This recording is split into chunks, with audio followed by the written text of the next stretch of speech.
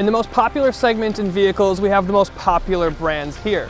So today we're going to see if utilitarianism and practicality can overtake emotion and design. Now before we begin, I'd like to thank David Hobbs Honda of Glendale, Wisconsin for loaning us this beautiful maroon EXL CR-V. It looks and drives fantastic, but we'll get to that. We're going to start behind the wheel of the CR-V. The Honda CR-V might very well be the best-selling SUV of all time. And you don't really get that accolade by accident. And this latest generation doesn't disappoint either. It's incredibly spacious, it's surprisingly comfortable, it's really refined, and it's got a lot of features. And as we begin our drive, 1 to 2 or 3 of those things on that list become more important than the others for this segment. That's comfort, feel, and efficiency. And yeah, this CR-V uses a 1.5 liter engine. It's got a turbo just like the Mazda, but it's a whole liter smaller, making it that much more efficient. You get about 5 mpg more on average than you do in the CX-5. Now with the smaller engine comes less power. You get about 190 horsepower in this CR-V versus the CX-5 that gives you about 250. However, you can option a hybrid powertrain in this CR-V that's going to kick your power up to about 212 horsepower. Now that's still less than the CX-5, but this is tuned more for efficiency, comfort, and I guess just relaxation, because it really comes together in that way and it's really easy to tell behind the wheel. Oh, and if you're interested in the actual miles per gallon difference, you're going to average about 5 mpg greater in this CR-V than you will in the CX-5. The hybrid's going to be even more. And yeah, it's not a horsepower war in this segment. This Honda CR-V uses everything at its disposal to make it as efficient as possible. It's got a smaller engine, it's got a turbocharger, and it's got a CVT transmission, which means there's no individual gears. The gearing just kind of expands and contracts depending on what you ask from the engine. And it really comes together in a very smooth format.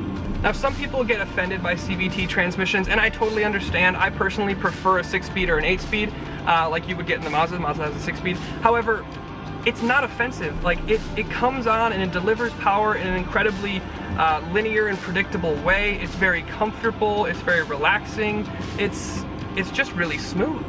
And in terms of the ride itself, the suspension is very floaty, it's very easy, the steering is incredibly light.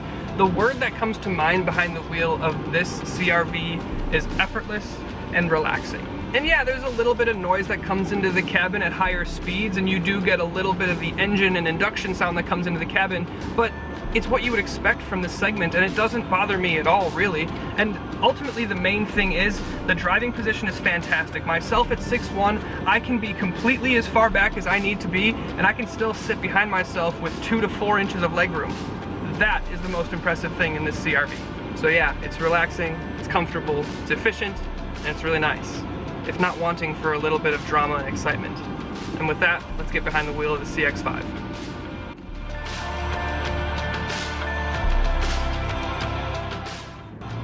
Alright, so behind the wheel of the Mazda CX-5. I'm actually going to keep this segment a little bit more brief. If you're still looking for more information at the end of this driving portion, make sure you click the info card up here. That's got my full Fast 5 review on the CX-5, and I go into much more detail. But for now, let's take a look. Here's the highlight.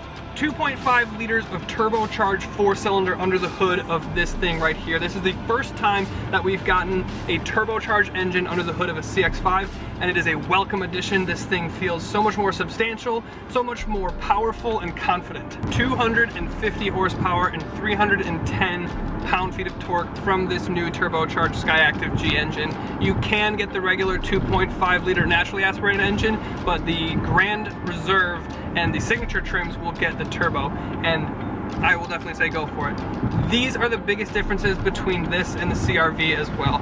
So the CR-V uses a smaller engine, it's a bigger car, it's more efficient, it's slightly more practical. This thing brings a level of drama and excitement that you just don't get with the CR-V. The essences of these two SUVs are just that much different. They're just built for different reasons, they're built for different end results, and you can really tell that behind the wheel.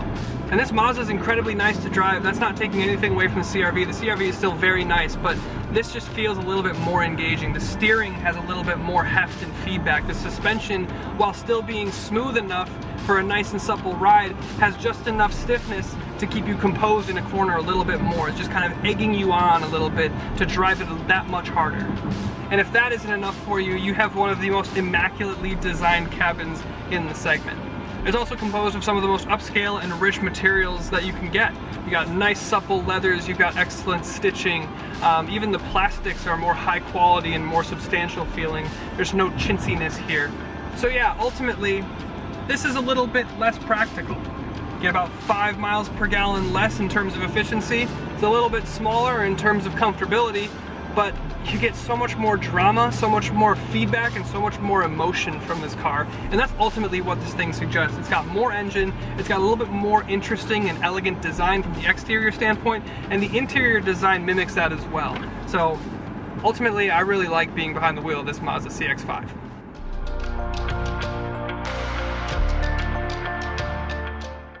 Now you can tell a lot about the car by the way it drives, and that's kind of my job, is to look deeper into something like that than the average person. But now let's take a look at something the average person does care about, and that's exterior styling. Starting with the Boulder Mazda, you can kind of see what I'm talking about here. The Kodo design language dominates with a swooping elegance that's accented by one of the best red paints I've ever seen. The large black mesh grille offers a deep contrast with the red and provides a more modern and mechanical feel. The Mazda logo also houses equipment for your radar cruise and stuff like that. Standard LED headlights are nice to have, and the way they work into the hood and grille is stunning. The 19-inch wheels on the signature trim are new from when this first came out and are a nicer design than the previous non-turbo models. From the profile you can see the shorter wheelbase, which translates to less legroom and headroom in the rear than the Honda. Around back, things are minimal and symmetrical with small combination taillights and dual exhaust. Now switching gears and looking at the CR-V, immediately you can see that this is a bigger vehicle. The design is more geometric and contemporary, and the silhouette is much more substantial than the Mazda. Standard LEDs are on the front of this Honda too, but again, they're more modern looking. The grille is smaller and less dominating, but still houses the radar equipment needed for Honda Safety Sense, which is a great comprehensive system. The profile of the CR-V is more dimensional and less swoopy than the Mazda, which is the reason it's so much more roomy. You can also see the wheelbase is longer than the Mazda as well. The rear design is much busier than the Mazda and incorporates a vertical taillight design that's been synonymous with CR-Vs for decades. Now let's jump in where the drastic differences continue, in the trunk. We'll start with the CR-V's massive trunk. It really is huge in comparison with the Mazda, and there's a reason this is the more practical choice here. There's a flat floor and the seats fold flat to reveal a massive cargo area. With the rear seats up, you have expansive legroom and headroom, but I can't help but feel like I'm missing a panoramic roof. Also, rear AC vents and chargers mean that the back seat is a great place to be on a road trip. Moving up front, the biggest difference is just the simple space between this and the Mazda. The CR-V feels so much more open and roomy than the Mazda's cockpit does. The leather is nice, but it's not the same almond brown that's in the Mazda. The infotainment's alright, it's got all the features you'd want like Apple CarPlay and Android Auto, but it's a little slower and I get fingerprints all over it. Everything in the CR-V's cabin is functional and ergonomic, but in terms of materials it just doesn't feel quite as nice. So let's jump into the Mazda. We'll start with the trunk again here, and even though the seats fold, it's just not quite on par with the Honda. However, when we jump into the back seat, you forget about all that because you have these gorgeous espresso brown seats that are heated in the center armrest, as well as having a charger in there. Rear AC vents round it out, and just like the CR-V, there's no panel roof, and since the space is a bit smaller, it's a little more noticeable. Up front in the cockpit is where things really take off. The design is incredible and dramatic. The materials are elevated and expensive, and the features are pretty much on par with what you'd expect from the segment. Mazda corrected their previous faux pas of not having Apple CarPlay and Android Auto, but now it does, and it's just fine. Graphics in the camera aren't as clear as I'd like, but that's the segment. And you do get a 360 camera, so it's still pretty good. Ultimately, the cabin is more of a functional sculpture than a working cabin. Everything is really nice and beautiful, but it's just not quite as livable as the Honda. Now let's jump back outside for final thoughts. Now when it comes down to it, the title of this video really sums it up. If you want something a little bit more practical and efficient, go with the CR-V. If you want something a little bit more emotional, a little bit more go, CX-5 is for you. And one is not innately better than the other. And to me, in this segment, everything is kind of the same. So it's really shocking going more in depth with these two and seeing just how different they are. But they're for very different people and they're for very different purposes. I hope you guys enjoyed this video. If you did, go ahead and leave that thumbs up, leave a comment and subscribe. That is a huge help to me, guys. And if you want to see more content, we have the David versus Goliath head-to-head comparison with the Mazda 6 and a BMW 530. And we have the Fast 5 of this Mazda CX-5.